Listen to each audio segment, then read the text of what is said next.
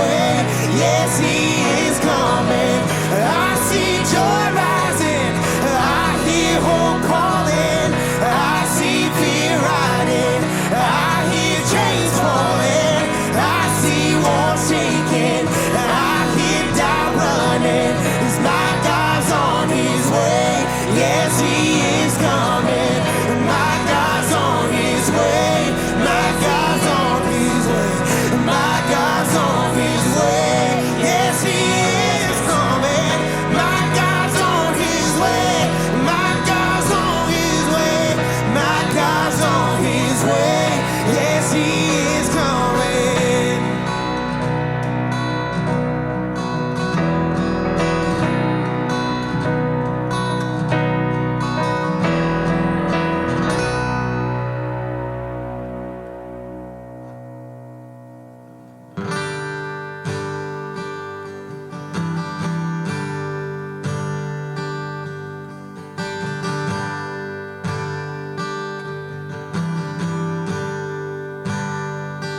I love you, Lord,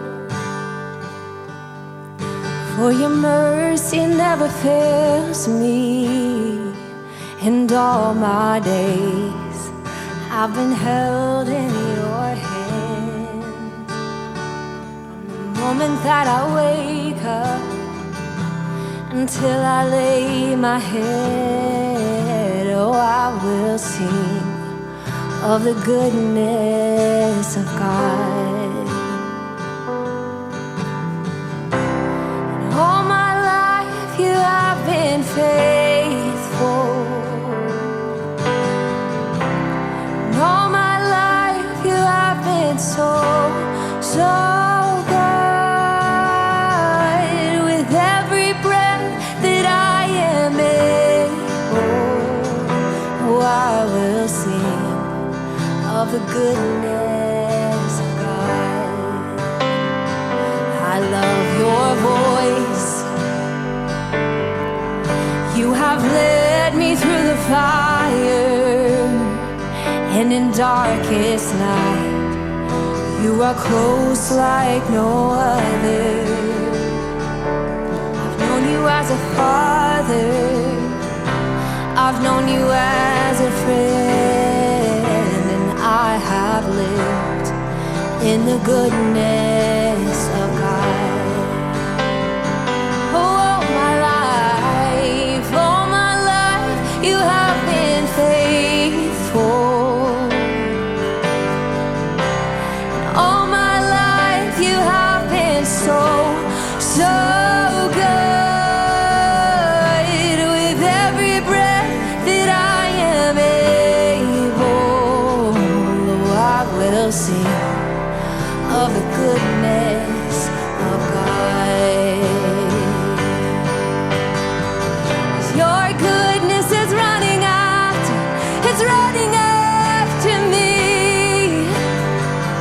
Your goodness is running after, it's running after me. With my life laid down, I'm surrendered now. I give you everything. Your goodness is running after, it's running after me. 'Cause your goodness is running after, it's running after me. Your goodness is running after, it's running after me. With my life laid down, I'm surrendered now. I give you everything. Your goodness is running after me. Yes, God. All my life you have been faithful. Yes, you have. All my life you have been so, so good. With every breath that I am able, oh, I will sing of the goodness of God. Oh, I will sing.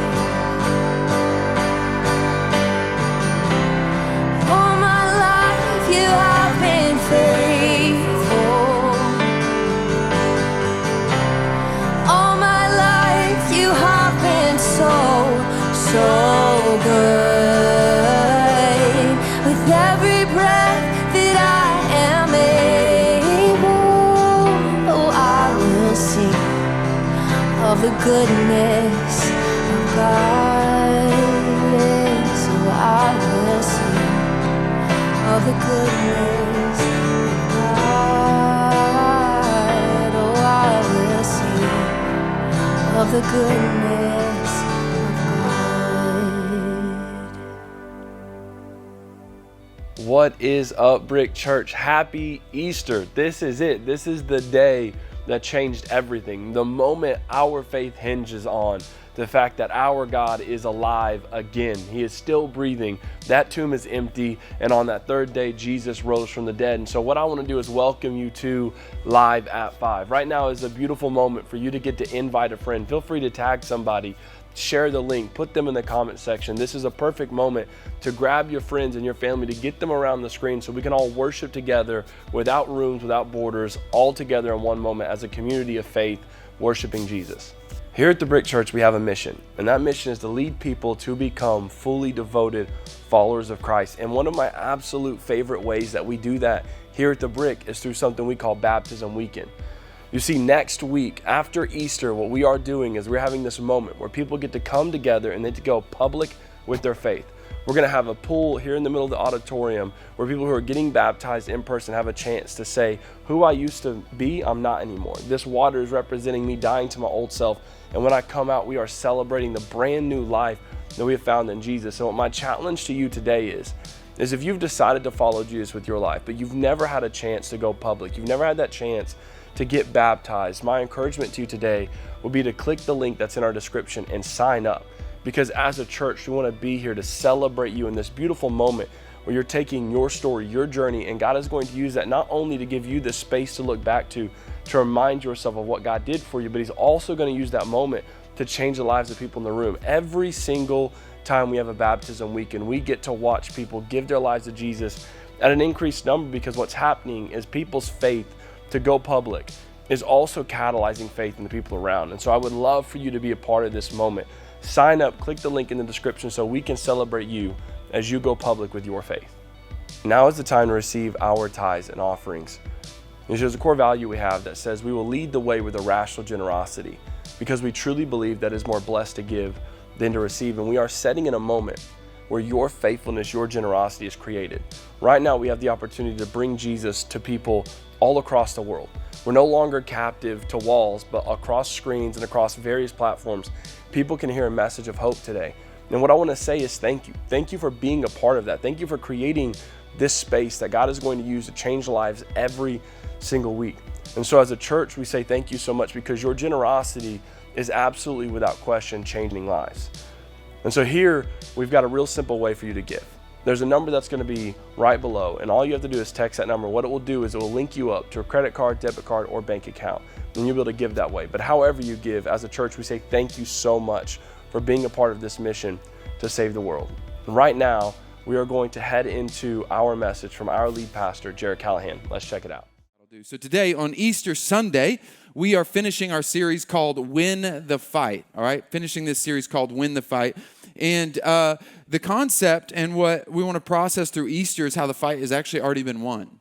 And so what does that mean for us? If we're going to win the fight, we've been building up to this concept of Jesus fighting our battles and understanding what fights matter. And if we understand what fights matter, it'll teach us how to fight. We're wrestling with, if we know how to fight, then what does it look like to fight? What does it look like to fight? Because there's all this fight language in the New Testament. So if we're going to win the fight and also understand that Jesus won the fight for us, what does that look like? And today, as we conclude the series, I want you to process this question as we're wrestling through all of today. But what does Easter mean to you? What does Easter mean to you? Not just today, not just, it's a Sunday I dress up, it's a Sunday we go hunt eggs, it's a Sunday we do whatever. But what does it mean to you every day? What does the Resurrection Sunday signal in your life? How does it change your day to day? As we process that and we process winning the fight, what I want you to catch for our final week is the language that is fight language, the authority to which Jesus is communicating language of somebody who is a fighter, somebody who has the authority to fight, somebody who is waging war. And Jesus kind of gives this moment when he goes back to his hometown. He's already started doing a few miracles, and he goes back to his hometown. It's like he's kind of giving his State of the Union address. I want to tell you guys, my hometown gets to find out who I am. My hometown, I'm going to declare to you what I'm here for, what my purpose is. I'm going to come to my hometown and let you guys know first. I've already started doing some miracles, but now I'm going to really tell you who I am and signify who I am. And he opens the Bible. He opens the Old Testament and turns to Isaiah 61. And he reads these verses to them in Luke chapter 4, verse 18. And it says this in Luke 4:18. It says, "The Spirit of the Lord is on me because he's anointed me to proclaim good news to the poor. He has sent me to proclaim freedom for the prisoners and recovery of sight for the blind, to set the oppressed free." So he reads these verses in Isaiah 61. He reads the verses of their text. And what they would have heard was that when he said, "This is about me," they would have heard, "Who do you think you are?" Right? Like, wait, what are you saying? This is about me, right? There's some language that as soon as you speak it, whenever you have the authority to speak it, it indicates who you are, right? We have language. Whenever I say a certain sentence, you would know maybe an authority that I have behind that voice, or you would suspect that I have the authority, or I'm lying to you about the authority that I have behind my voice, right? So, for instance, I might say, "By the power vested in me by the state of Oklahoma," you would go, "Oh, that guy's probably ordained." If he's saying that, he's either lying about it, he's either suggesting he's ordained, or he's actually ordained because he's about to finish up a wedding, right? Another sentence you might hear is, or hopefully you never have to hear this actually in real life, is, "You have the right to remain silent." As soon as you hear that sentence, you're like, "Oh, I'm in trouble." I'm start thinking about all the lawyers I have, because you're probably hearing it from a police officer. And hopefully you never have to hear that sentence, but you would understand the authority that's attached to that sentence behind it. That the person communicating is saying who they are with just a singular sentence. And Jesus, with this sentence, to say, "The Spirit of the Lord is on me. I'm here to proclaim the good news to the poor. I'm here to proclaim freedom to the prisoners, recovery of sight to the blind, to set the oppressed free." He's saying that's about me. That's language of authority. That's language to say, I have the authority to say this. I have the authority to communicate. This is the beginning of the fight language. See, what they heard is, you think you're the Messiah. You think you're the one that is supposed to come back and declare David's kingdom. You're the one that's supposed to set us free. That's you? That's who you think you are? So he's speaking language that they hear as fight language, as language of somebody who has the authority to set them free from Roman rule, to recover sight to the blind. Who do you think you are? And all of his hometown is rejecting his statement, his declaration. All of his hometown is like, "We saw you growing up. We saw who you were as a kid. Who do you think you are now? Who is it that you think you are that you can communicate this kind of authority?" Because they would have heard, "Get your battle ready. Get your fight ready. Get ready, because God is about to set us free. God is about to fight like he fought with David. God is about to do for us what he's done before in times past for the nation of Israel." They hear this language and they're like, "You ain't the guy. You're not the guy." And so then this kind of State of a Union address, he speaks who he is, and there's an authority and there's a fight in what Jesus is saying. And then later on in Scripture, he tells what the weapon is. All right, we're going to fight. You ready to fight? All right, cool. You're like, what are we going to do? We got those balls with the spikes on them. We're going to do that. We got swords. We got nunchucks. What do we got? You're going to invent gunpowder early on. We're going to start doing that. How are we going to fight? And here's the declaration. As he says, "Come follow me to this fight," essentially, here's the declaration when he tells his disciples what it looks like to follow me. Here's what you're going to do in Luke chapter 9, verse 23. "Then he said to them all, 'If anyone wants to become my follower, he must deny himself, take up his cross daily, and follow me.'" So you want to go? You ready to fight? This is who I am. I'm the Messiah. I'm the one. You're seeing the power that I have. You're seeing the authority I have. Are you ready to follow me? Are you ready to fight this fight? And they're like, "Yes, we're ready. We'll go wherever." Peter's telling them, "I'll go wherever you go. Whatever you do, I'm ready." "Okay, take your cross." Normally you would hear, "Okay, grab your sword, grab your shield, grab your stuff, grab your armor, because we're about to fight. We are about to take hold of the kingdom the way David did. We're about to take hold of all the authority that I've already described that I have. Grab your sword, let's fight." And instead, Jesus says, "Take up your cross every single day and fight with me. Follow me with your cross, not your sword." The language that he's communicating is to say, I have the authority, I have the power to do this thing, to fight and win this victory, but the weapon I'm going to use is the cross. the weapon I'm going to use is what they use for capital punishment in their day. It's an absurd idea. You wonder why the disciples are confused half the time. They're like, what we're dying? I don't understand. I really don't understand. There's one moment where he's going to raise Lazarus from the dead, and he's trying to communicate he's about to go there. And as he goes there, one of the disciples, he's like, listen, Lazarus is just asleep, communicating he's going to raise him from the dead. But all that the disciple hears is, oh, we're going to go die with him. They're just confused. They have no idea what's going on because the language Jesus, we just go die. That's what we're doing. We're going to go die with Lazarus. That makes sense. They don't understand the power of the weapon that Jesus is calling them to fight with. They're confused by how we're going to fight. They see the authority, but you're saying a cross? That does not make sense until you see the power of that cross. In John chapter 19, verse 30, Jesus goes to the cross. And as he goes to the cross, he says this line that would have probably been depressing to the hearers, right? So this is him on the cross. It's his final breath. He says, when he received the drink, Jesus said, "It is finished." With that, he bowed his head and gave up his spirit. If you would have been a disciple, you've spent 3 years with Jesus. You spent 3 years with Jesus, following him every single day, not sleeping in your own bed, abandoning your family, abandoning your like the people you were raised with, abandoning all the things that were normal to you, being a fisherman or a tax collector. You abandoned your life as you knew it to follow this guy for 3 years and to look at him on the cross and hear him say, "It's over. It's finished." And you would have thought, and they all thought, that's what it means. It's over. Like, it's done. That was a wasted 3 years. That was a miserable 3 years that just took place. What we just did with our life for 3 years was a massive waste of time. That sentence, when you first heard it, would have meant utter darkness. You would have spent time just pondering. Like you even have a scene where disciples are walking and they're just downcast. Like it's just, this is it. We thought it was something, but it wasn't. He said he was the Messiah, but clearly he wasn't because it's over now. It can't be over. It's supposed to be over when the Romans are defeated. It's supposed to be over when Israel is back to what it's supposed to be. It must be. And so in that moment of "it is finished," it became this very depressing, very difficult phrase to probably hear until something changed that. Until 3 days later, Jesus rose from the dead, and "it is finished" meant something completely different. When he went to the cross and he died, it seemed like the battle was over because we had lost. But when he said "it is finished," what he meant was the battle is over because I've already won.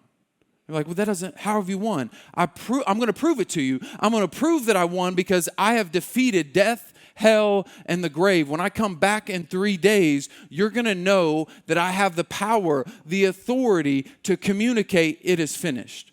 See, there's a gap between what he said and the moment he proved what he said was true.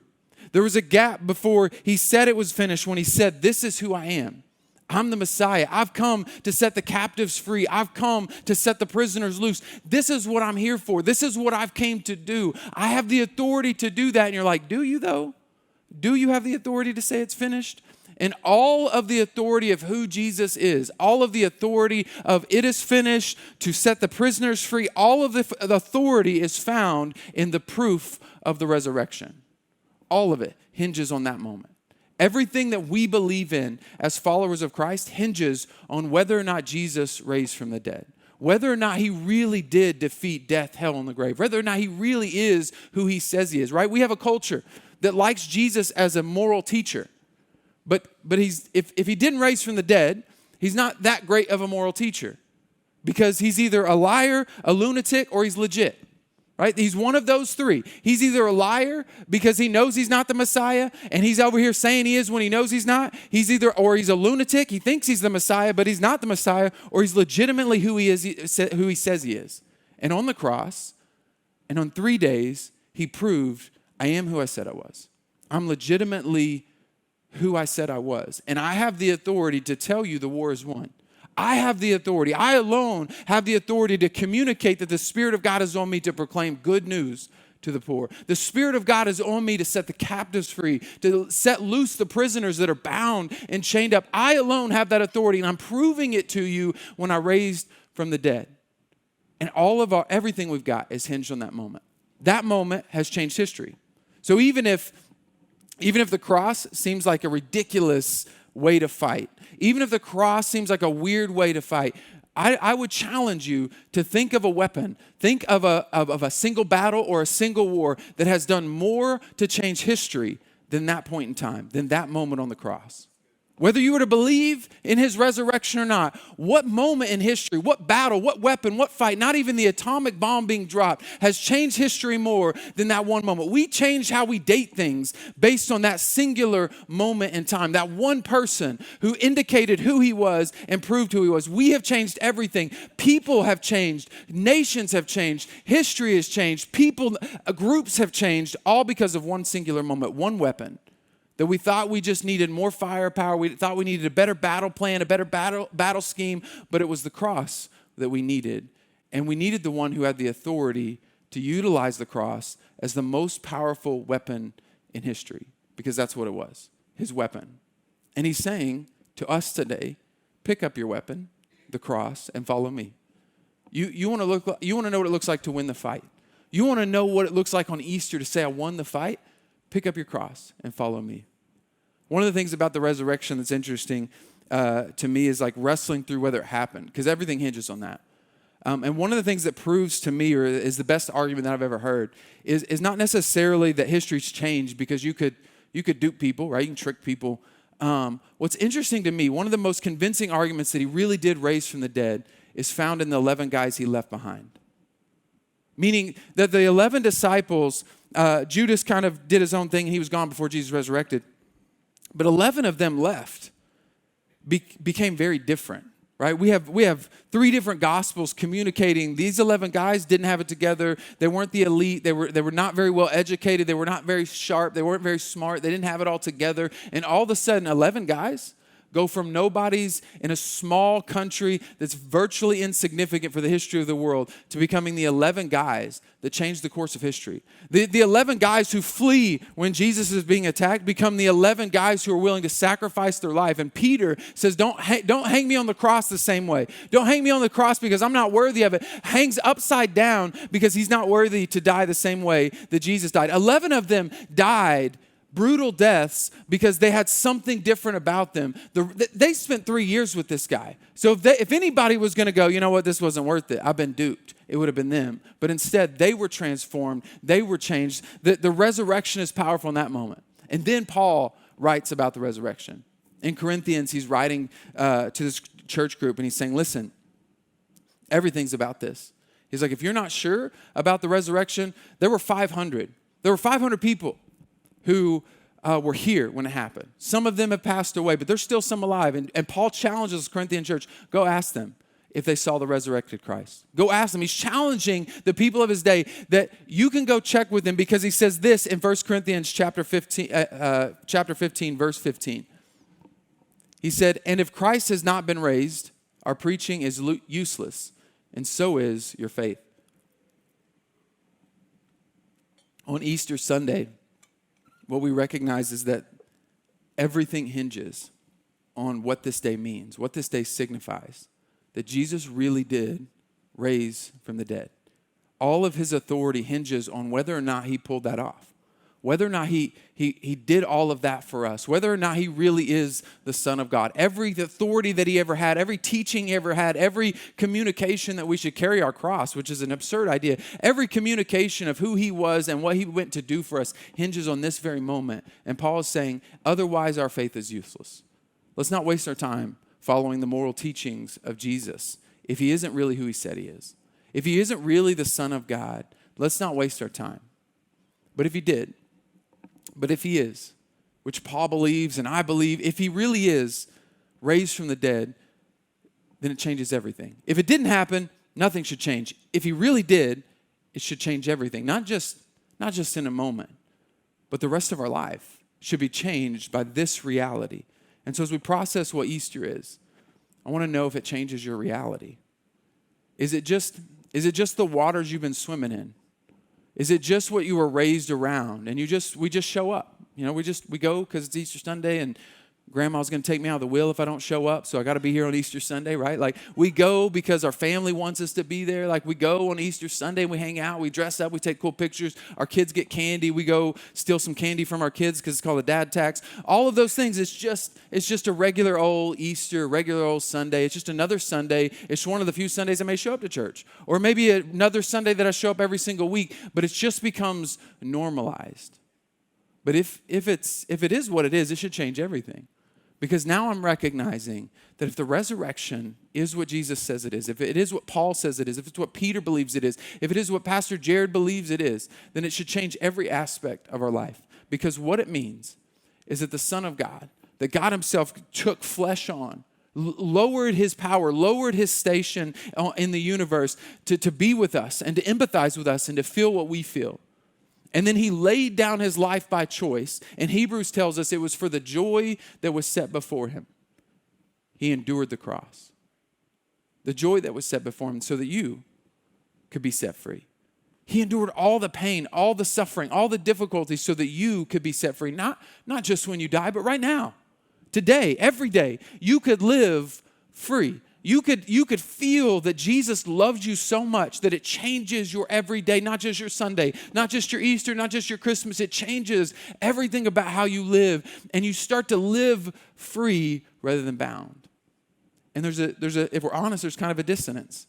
There's a gap. There's something missing because it feels like we're still at war, and Jesus says the war's over. It feels like we're still prisoners trapped sometimes. If you're honest, if I can be honest, there are moments where I'm wrestling and I'm fighting for what God wants me to be and fighting to follow Jesus, and it feels like maybe you're going uphill. Like it's cool on Sunday, I feel free, I feel good, but then Monday, and I wake up, and it's like an uphill battle, and there's this work to be done, and it doesn't make sense because he said it's finished. I should be completely free, I should be set free, but there's a gap, even in war. There's a gap between the feeling of freedom and the moment you were set free. It doesn't always happen like that. You don't like some people had miracles and it's just like they were set free and they were wholly set free in the rest of their life. They could feel different. But sometimes, and most times, you were set free, but you're still carrying something with you from your prison. You're still carrying something with you from your entrapment. See, in World War II, we saw some of the worst. World War II, we saw some of the worst moments of prisoners of war being put in camps. We saw the worst of ethnic Jews or Jews being put inside of concentration camps. We saw the worst of people suffering at the hands of another group of people.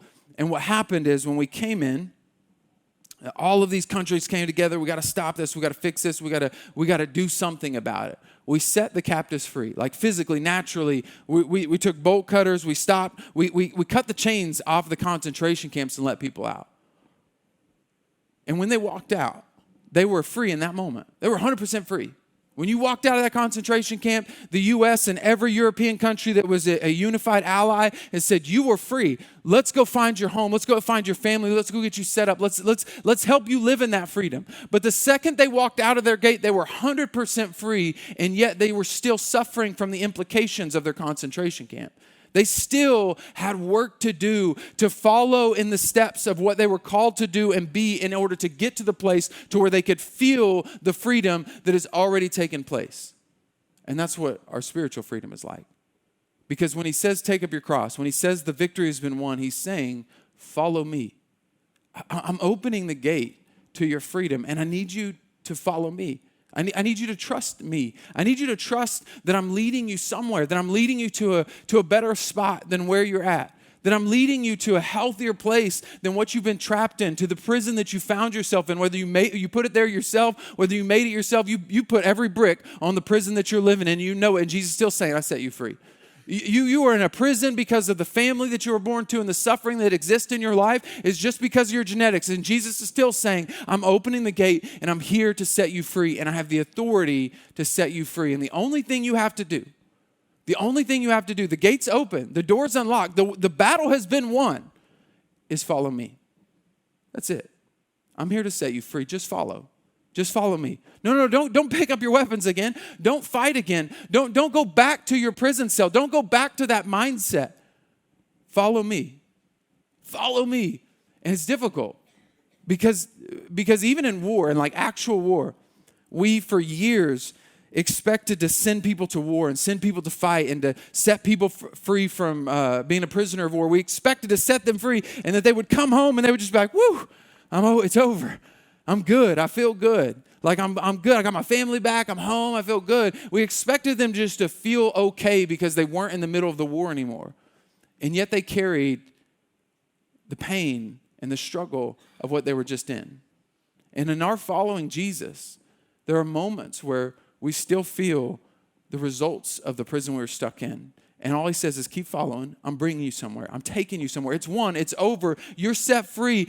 You may have the PTSD of your former struggle. You may have the PTSD of where you were, but just trust me one more step. Just follow me one more step. I'm taking you somewhere. I've got a freedom for you. I've already declared your freedom. You just got to begin to let go. And it's easy to sometimes go back.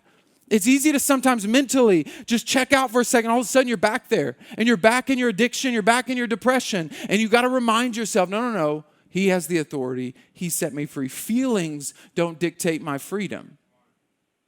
But the one who has the authority to set me free does. And he claimed that I'm free. He opened the gate. And I'll follow him. I'll follow him. Even when there are days when it doesn't feel like I'm free. Even when there are days it feels like I'm still trapped in the same prison I've always been in. Even when there are days, no, that feeling doesn't win. Jesus wins. Jesus won the fight for you. You don't have to succumb to that feeling. You are designed to be set free. And sometimes we're still carrying in the concentration camps the numbers that were stamped on us. And we think that means we're not free. We still have the numbers that got tattooed to say what our number was in that concentration camp and in that pain and in that prison. And the scars of your past are not indications that you're still in prison. The scars and the tattoos of your former life are not indications that you're still there. The scars and the pains of your past are indications of the one who set you free and what you're free from. And sometimes we want to go back. Sometimes we want to step back into it. Sometimes we don't believe it. We don't trust it. It can't really be this good. He can't really love me this much the way he did on the cross. It can't really be true. So we go back to what's comfortable, what we know feels better and feels true, because in this moment, it feels more like I'm in prison, so I might as well pretend like I'm still in prison. And for many of you showing up for church or listening online, for many of you, you've walked into a church before and you've given it a shot. You've been plugged in and you've wanted to see God do something and you got hurt. You got hurt by a pastor. You got hurt by a church. You got hurt by a group of people that were your family who said they followed Jesus, but they didn't live like they followed Jesus. You got hurt.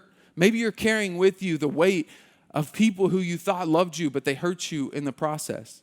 And you're like, is this Jesus thing even real? Is it even real? And I want you to know before you hear anything else, is that even me, I carry the pains.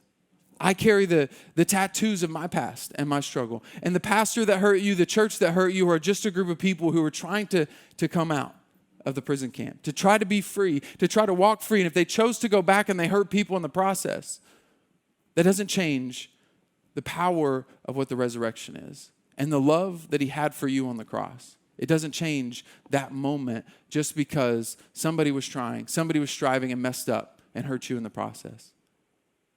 And I know for me, the times that I was struggling and that I was trapped, the time that I can remember distinctly weeping and crying and saying, God, I can't get out of this prison because I was trying on my own. I was doing everything I knew to do, get rid of this sin, get rid of this stuff.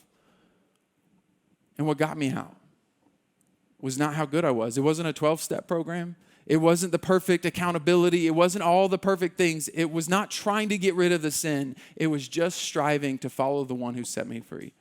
It was finding the light, not trying to get rid of the darkness. It was following him one step, one moment, one day at a time, just following him. And before I knew it, I could look back and go, I'm not in that prison anymore.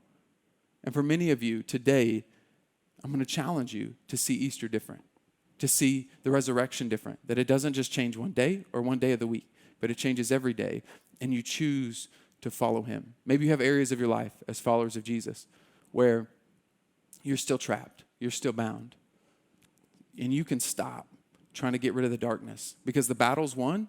All you need to do is follow the one who won the battle for you. And even early on, when Jesus goes to his hometown and he communicates his kind of state of the union, and he communicates like, this is the authority that I have. His hometown rejected him. His hometown was like, no, we've seen you grow up. We know who you are. You're the son of Mary and Joseph. You can't be anybody important. And in Mark 6, verse 5, here's what it says about that town. It says, he could not do any miracles there except lay his hands on a few sick people and heal them. He could not. I looked at every translation. I'm not a Greek scholar by any means, but I looked at every single translation of Mark 6:5. And none of them said he chose not to. None of them said he would not. It all said he could not. Like he did not have the ability to do any miracles. There was a limitation on Jesus in that moment and the freedom he could provide, the healing that he could provide. And the limitation was found in their belief in him or not in him. The limitation of your freedom and how far God wants to take you. The limitation in how much God wants to set you free is whether or not you're willing to follow him and trust that it's not just another Easter. It's not just another moment. It's not just another Sunday. It's not just another story about some religious leader. It's not just another religion. It really is the Son of God who died on the cross and rose again to set me free from all that I've been bound in, all that I've found myself in, all the trouble, all the struggle, all the pain, all the angst. It can just be another Sunday. It can just be another Easter. It can just be another moment where you come, you worship, and you walk out the same. Or you can see Jesus differently. And he can do a miracle in your life and set you free. The challenge is whether you'll follow or whether you'll keep fighting. Whether you'll keep fighting the fight that's already been won for you. In World War II, there was a moment, right, where we finished it in Europe. We finished the war in Europe. And then we went over to Japan and we finished the war in Japan. But Japan was a little different in the way that we fought because we were island hopping. We were going from island to island. And so the communication between commanders and their subordinates for the Japanese soldiers was complicated because you're going island to island. And there was one guy who was on an island and had been kind of getting beat up. And there was only 3 guys under him left. That's how bad his platoon had been doing on that island in the Philippines. And he was a Japanese officer. And the war was finally over, and he didn't get the message. There was no way to communicate to him that the war was over. And so he's still fighting. This guy's still fighting, and he's still fighting. His name's, you can actually look him up. His name's Hiro Onada. I'm probably butchering that that pronunciation. Hiro Onada. If anybody can send me in the notes on how I'm supposed to say that if you want to. But Hiro was still fighting. He's got 3 guys with him, and he keeps fighting. I mean, just fighting over and over again. He keeps fighting, and he's fighting. And one day, the U.S. and the Japanese were getting together and like, how do we tell these people? So they send pamphlets down or send bulletins down on paper, like just drop them from planes to say, hey, the war is over. You can lay down your weapons. They drop like together, the Japanese government and the U.S. government, hey, we got a truce. We got an agreement. Let's let people know you can stop fighting now. The war's over. We've had a peace agreement. We're starting to work some things out. We're figuring out what's happening. The war's over. Japan surrendered. It's time. Let's figure this thing out. And Hiro and his 3 men found the pamphlets. And they read them and they studied them. And all 3 of them plus Hiro looked at them and they were like, is it over? Is the war over?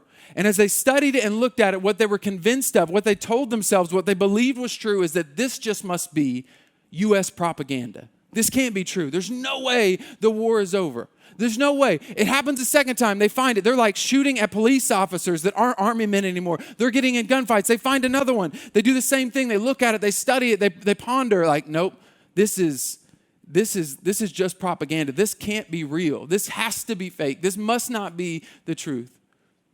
And one by one, guys leave him or die, right? Finally, like they get too sick or they die, they leave. Hiro's left by himself in the countryside on a Philippine island, just fighting a fight that's already over, but he doesn't believe it's over because he believes it's propaganda.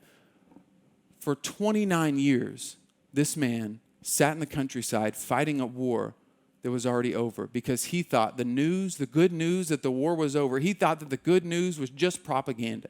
He thought that the good news was just another excuse for the U.S. to trick us. He thought that the good news couldn't be really as good as they said it was. It really can't be over. I can't let it go. I can't lay down my arms.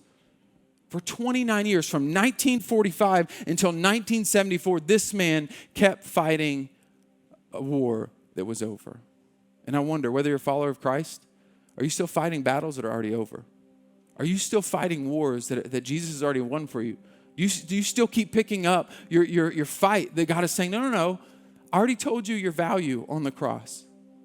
I already told you your value. Stop trying to prove to the world that you have value. Stop trying to make sure your income communicates to the world your value, your car, your house. Stop trying to prove to your world. I told you you have value on the cross. You don't need to prove it anymore. The battle's already been won. Are you still picking up the fight and saying, you know what, I got to overcome this addiction. It's on me. And he's saying, no, I won that for you. I won that for you. I don't care what it feels like. I don't care if the PTSD catches up. What I'm telling you is that I've set your victory. Just follow me. You still may have the struggles, the desires to go back. And he says, just follow me because it's already won. You're still carrying the depression. You're still trying to fight the anxiety. And you may still have wounds from your past. And God is saying, no, I'm healing that. And whether you go the rest of your life with that tattoo of your concentration camp, he's still saying, I'm setting you free. I'm going to get you there. Just trust me. That's the indication that I am who I said I am, that I have set you free, that where you are is not where you were. That's not the proof that you're still there. Wake up to the reality that the war was over. For Hebrew, a young man found him in the mountainside. This man was kind of like on a quest to find him. And he got to know him and hung out with him on the mountainside. He's like, hey man, the war's over. And he was like, no, it's not. I don't know, you're just a trick too. He said, I will not lay down my weapons. I will not stop this fight until my commanding officer comes and tells me. And in 1974, 29 years later, they found his commanding officer, an old man by now. They found his commanding officer and flew him to the island and met him face to face with orders that said, hey, the war's over. You can lay down your weapon. And Hebrew, 29 years later, said, okay, you have the authority. I'll lay down my weapons. And today, what I want you to know is that Jesus has the authority, and he's given you the paperwork to say, lay down your weapons. It's time to stop fighting. Carry your cross. Carry the pain and the struggles that you have in this life, and just follow him. What Easter should mean to you is that it should change everything. It should change how you fight. You fight with the cross. You fight knowing that it's already won. You fight knowing that God set you free because Jesus loved you and called you to live a life that's different, called you to live a life in freedom. And your job is to not shun the darkness, but to follow the light. One day at a time, one moment at a time, and look back and find out how far you are removed from the concentration camp that was your prison, from the sin and the struggles that were your pain and your hurt that God is trying to set you free from. No matter what your past is, my challenge, my prayer is that this Easter is not just another Sunday or another Easter, that it's a moment where you believe different, you lay down your arms and say, all right, God, I'm ready to follow you with my life. I'm ready to trust you. I'm ready to stop fighting. So if you're a follower of Christ and you've got moments and areas of your life that you've been fighting, you've been wrestling, stop. Determine today, I'm done. Jesus won it for me. I'm not fighting that anymore.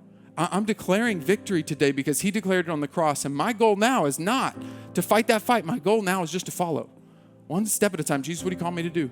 I'm still wrestling with my depression, my anxiety, my struggles. What do you call me to do today? What is it today? I may still have it on me. I still may have that pain. Jesus, what do you call me to do today? I'll do that because I'm going to follow you, not fight a battle that's already won.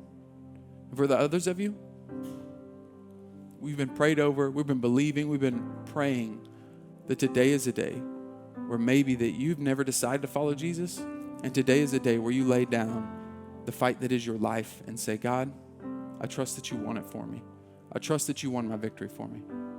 Let's pray.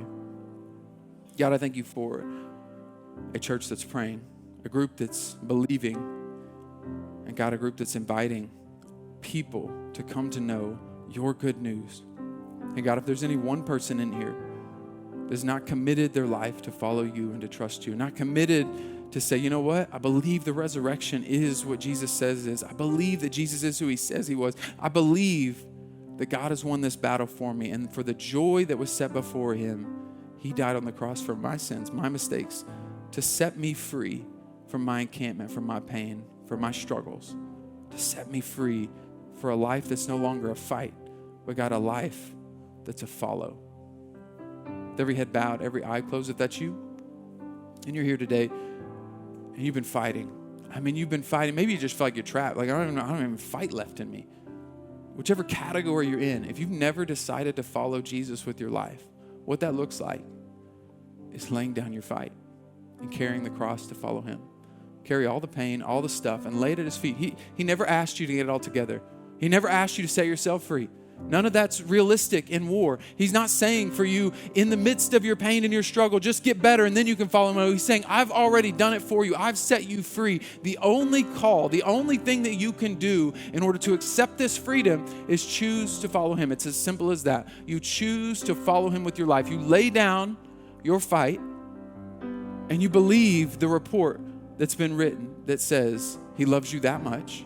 You believe your commanding officer has the authority to set you free, and you choose to follow him with your life. You make him the Lord, the commander of your life, and you choose to follow him. So if that's you, don't let this be just another Sunday, another Easter, another day. Let it be the day that you chose to follow Jesus with your life.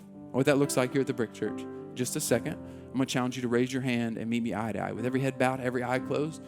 When I do that challenge, you're going to raise a hand, meet me eye to eye. You got a whole family that wants to celebrate what God's doing in you. And then we're all going to repeat a prayer after me, and you're going to pray that from your heart. So if that's you, you're in this moment and you can feel it. You know God drew you here for this moment, for this time. If that's you, and you're ready to follow Jesus with your life, with every head bowed, every eye closed, if that's you, would you raise your hand and meet me eye to eye right now?